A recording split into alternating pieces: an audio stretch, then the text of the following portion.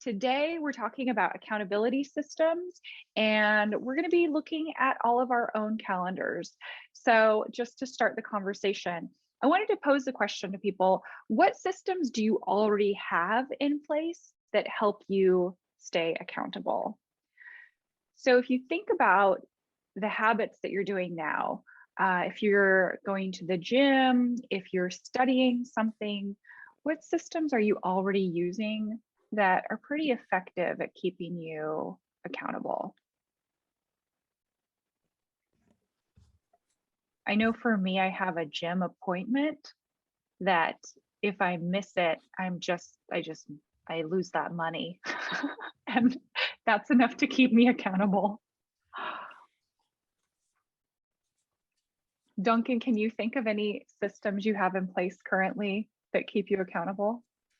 Probably just team meetings. So in terms of work, yeah, it's those team meetings and having those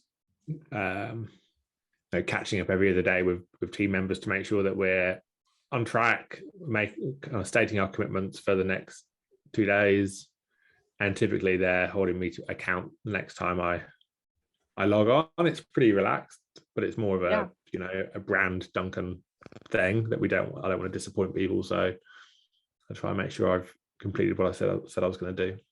Yeah, awesome. And then in terms of health, right, it's just accountable to myself. But do you have will anything go wrong? Will anyone follow up with you if you don't follow up on your health goals?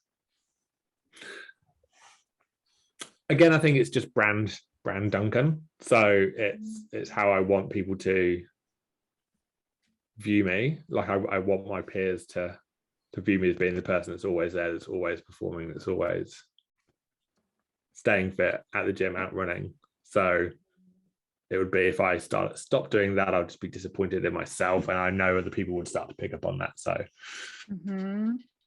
yeah, awesome. I would just don't allow myself to. No, I don't have any apps that buzz at me or anything if I don't do it. Yeah. Jennifer, if you are with us, I'd love to hear if you have any systems in place that keep you accountable. Kia ora, hi, hope you can hear me. I'm outside with a view of the Remarkables at the moment, which is really lovely. I have a personal coach, so they keep me accountable to the different goals I have. I also have an online scheduling assistant, so Acuity. So it schedules my meetings for like 30 to 45 minutes. So I don't have meetings longer than 45 minutes typically. So that means that the work has to be pre-organized. So we both come to meetings prepared with an agenda or that kind of thing. And like you, I have all of my activities or dance classes prepaid, so that it's kind of what's the tactic? It's like pre-commitment. So it's like paying for it, you're pre-committed, and that keeps me accountable to going. Awesome. I love that. Yeah, I think like looking at like Duncan talked about, like personal brand is, having that integrity and showing up and looking at like what are the things that are already motivating you. And for me, it's like, I don't want to waste money. I don't want to waste time. I don't want to be ashamed if I don't follow through on my commitment. So, Larry, did you have any systems in place that keep you accountable? I don't know if it counts as accountability. I'm very dependent on my Google Calendar, because that's where I put not only my appointments, my commitments, my things that I have to do in order to get to the airport. When I get, for example, flight itineraries and hotel reservations, that automatically dumps over into my Google Calendar, which is nice because I get to the hotel and they say, well, do you have a reservation number? Because we don't have a room for you. I've got that. So the calendar is much more than a calendar for me. The other thing that I do is it's pretty rare to find me without a pen or two and a note card or two. I'm not real good about carrying around actual notebooks. I'm not much into backpacks and satchels and messenger bags, but I typically don't leave the house without some sort of little 3x5 card so that if I need to write something down, if I need to remember something, I can do that. And Anne, you know, you're familiar with my, whatever you want to call it, my Doodle collection. Most of my doodles, which have a following of 1 or 2 dozen people, start out as a little 3x5 card sketch. And I've always got them kind of scattered all over the place. And for those of you that are not familiar, this is what I call a 30-second sketch when I've got an idea and I don't want to lose it, because I don't know if it's age or just my overall approach to how I run my life. But if I don't get it on paper, I'll forget it. And then sometimes I go so far as to imagine already, not just the elements, but the placement. So here's an example of one. I don't know how well this is going to reproduce, but this is one that turned into a full color illustration. But and I'm sorry if I have contrary political leanings, but this is my little sketch of Republicans worshiping at the altar of Hunter Biden's laptop. If I don't do that, I'll forget it. And I hate to lose a good idea because I don't have them all the time. But those are the couple of things that I use, for accountability for myself. Now, in terms of accountability to others, typically when I'm working on consulting assignments, I'm working with 1 or 2 other consultants. I apologize for my dog that's making all the noise here. Come here, I'll put you on camera. When I'm dealing with others, I'm expected to be places on time, and we start sessions early in the morning. We go sometimes till late in the evening. I'm the first one there. I'm the last one to leave. So that's one of my little standards there. And then finally, in terms of things just like paperwork, the nature of the work that I do, if I don't do reports and invoices and expense reports, I don't get paid. And if I don't get paid, then, she doesn't get chicken nuggets. So I have that accountability, dogs to keep me honest and get me up and moving in the morning. They're not terribly patient. Nor are they always quiet. I'll pick up the other one. Here, you want to be great? Okay, well let's move right along. Okay. So one exercise that I did. Oh, good, we got the other dog in here. One exercise I did maybe about a year ago was thinking about what is one step you could take today that would get you closer to your long-term goals. So thinking about, you have this massive goal, and then what is an action item that you could put in place today? And is that pretty easy for people to think about, just like a micro step? So I think for me, it's generally something along the lines of scheduling it. I mean, I think that's the whole thing, is just scheduling it. Can you think of one, Duncan? Is that easy for you to visualize what that one step would be?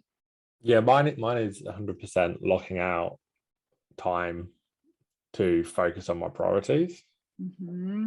So getting away from the noise of the email and the texts and everything else, and Slack, and just having time, 1 hour a week is what I need to look at. What actions do I need to take to unblock my priorities? Yeah, absolutely. Awesome. Okay, well, we're going to do that right now. So thinking of your work week, and put whatever days you work on the schedule, and then whatever your hours are. So I just listed from 8 a.m. to 7 p.m. because those are kind of my productive-ish hours. So step 1 is just to make like a really loose drawing of your work week. And where we're headed with this, well, where we're headed is you're going to end up with something that looks like, this is what mine looks like. So step 1 is just putting that calendar in place. And then step 2 is blocking out those non-negotiable things.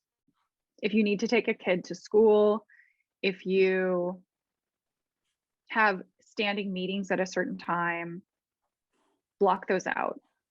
And then step 3, I put it in the teal. I put, I just put like a lunch hour in there. And then for 4, I drew in the purple and I did kind of like a squiggly, and I put that for fuzzy hours. So these are like low focus times. These are times where you're probably not performing at your best. So Jenny asked what fuzzy hours were, and I was trying to come up with like what's like a really proper politically correct terminology for when you are, yes, for shallow work. You're not performing, you're not your most brilliant self. So I love that, the shallow work versus deep work. So I think we probably read the same, what was it, Cal Newport that wrote Deep Work. So yes, awesome. Okay, we're reading the same books. So that would be for your shallow work, like responding to emails.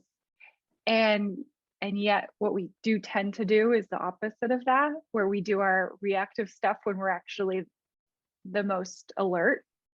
And this is going to look different for everyone. So everyone has different habits here. But then identifying, so I put in the pink squiggles, I put my peak focus hours. So 8 to 9 a.m.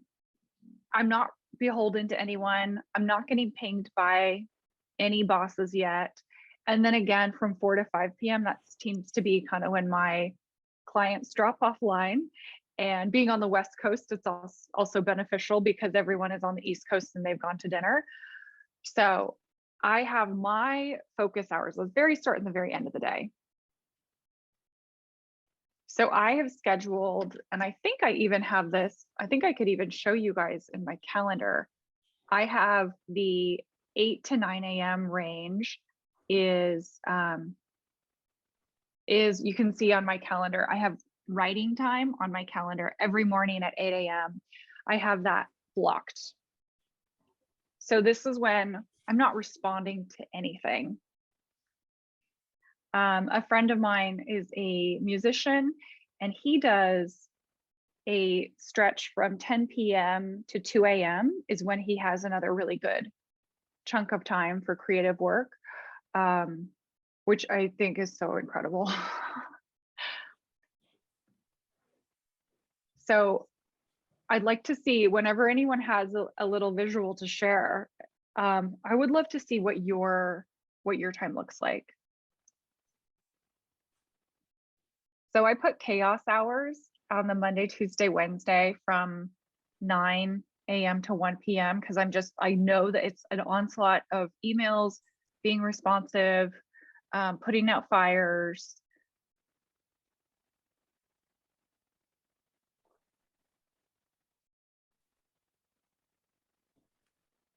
Duncan, when is your most proactive, creative time of the day?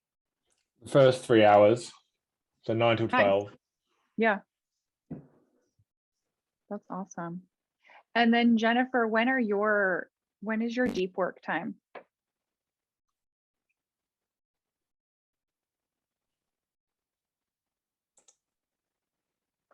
Oh, she's muted. There we go. So deep work, I typically have the entire morning between, like, depends when I get up. So I'm allowing myself time to recover from COVID at the moment. So whether I am awake at 7 or I'm awake at like close to 9. So I have the mornings basically until 11 a.m. where the agenda is mine. So I typically do writing, creative work, any like things that require that deep focus. And I typically have my phone on flight mode until about at least 10 a.m. in the morning. And I find that not having those notifications on is one of the best things for my focus. Yeah, well, as we're in our last 5 minutes here, or 3 minutes, what topics would you like to see next? So I'd love to get some thoughts. We did this series, this was part 4 of our series. So we talked about scheduling and accountability. We talked about the systems we use for long-term planning. Rod shared his tips from a successful entrepreneur. What are some other topics that would be interesting to do together in a 30-minute session?